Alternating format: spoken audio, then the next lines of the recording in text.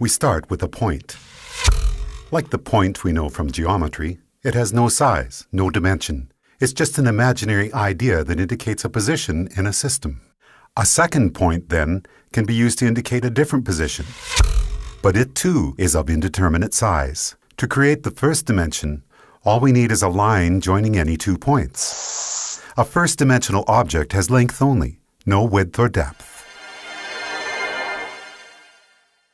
If we now take our first-dimensional line and draw a second line crossing the first, we've entered the second dimension. The object we're representing now has a length and a width, but no depth. To help us with imagining the higher dimensions, we're going to represent our second-dimensional object as being created using a second line which branches off from the first. Now let's imagine a race of two-dimensional creatures called flatlanders. What would it be like to be a flatlander living in their two-dimensional world? A two-dimensional creature would have only length and width, as if they were the royalty on an impossibly flat playing card. Picture this. A flatlander couldn't possibly have a digestive tract because the pipe from their mouth to their bottom would divide them into 2 pieces. And a flatlander trying to view our three-dimensional world would only be able to perceive shapes in two-dimensional cross-sections. A balloon, for instance, would start as a tiny dot, become a hollow circle which inexplicably grows to a certain size, then shrinks back to a dot before popping out of existence. And we three-dimensional human beings would seem very strange indeed to a flatlander.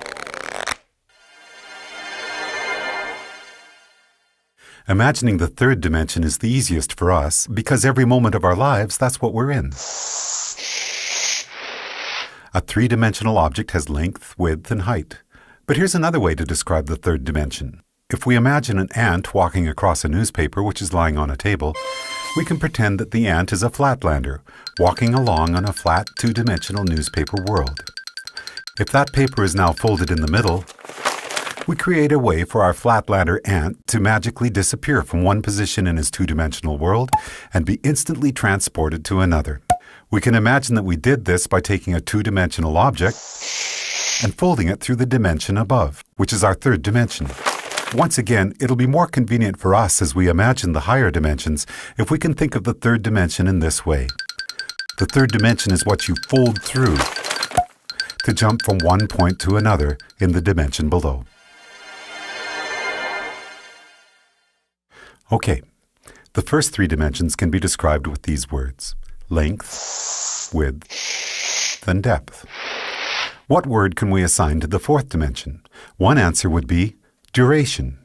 If we think of ourselves as we were 1 minute ago, and then imagine ourselves as we are at this moment, the line we could draw from the 1 minute ago version to the right now version would be a line in the 4th dimension. If you were to see your body in the 4th dimension, you'd be like a long undulating snake, with your embryonic self at one end and your deceased self at the other.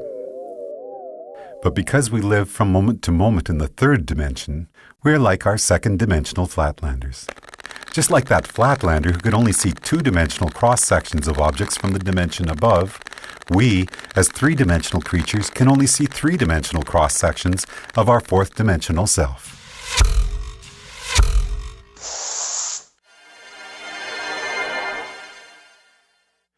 One of the most intriguing aspects of there being one dimension stacked on another is that down here in the dimensions below, we can be unaware of our motion in the dimensions above.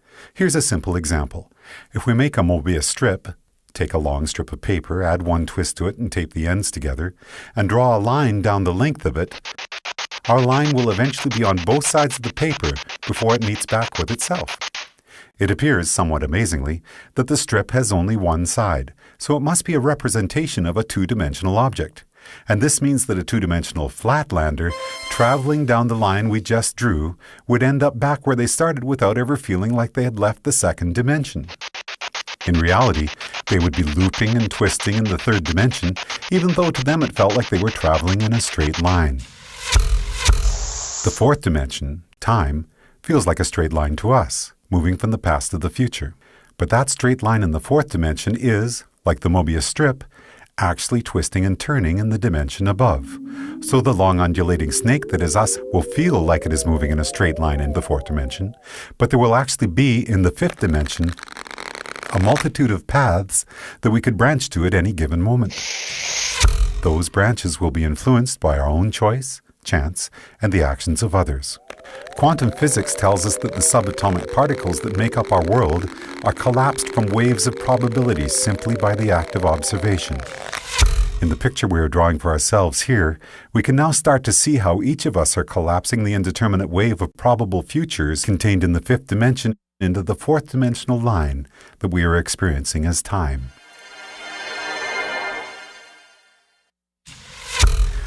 What if you wanted to go back into your own childhood and visit yourself? We can imagine folding the fourth dimension through the fifth, jumping back through time and space to get there. But what if you wanted to get to the world where, for example, you had created a great invention as a child that by now had made you famous and rich? We can imagine our fourth dimensional selves branching out from our current moment into the fifth dimension. But no matter where you go from here, the great child inventor timeline is not one of the available options in your current version of time. You can't get there from here, no matter how much choice, chance, and the actions of others become involved. There are only two ways you could get to that world. One would be to travel back in time, somehow trigger the events that caused you to come up with your invention, then travel forward in the fifth dimension to see one of the possible new worlds that might have resulted. But that would be taking the long way. The shortcut we could take would involve us folding the fifth dimension through the sixth dimension, which allows us to instantly jump from our current position to a different fifth dimensional line.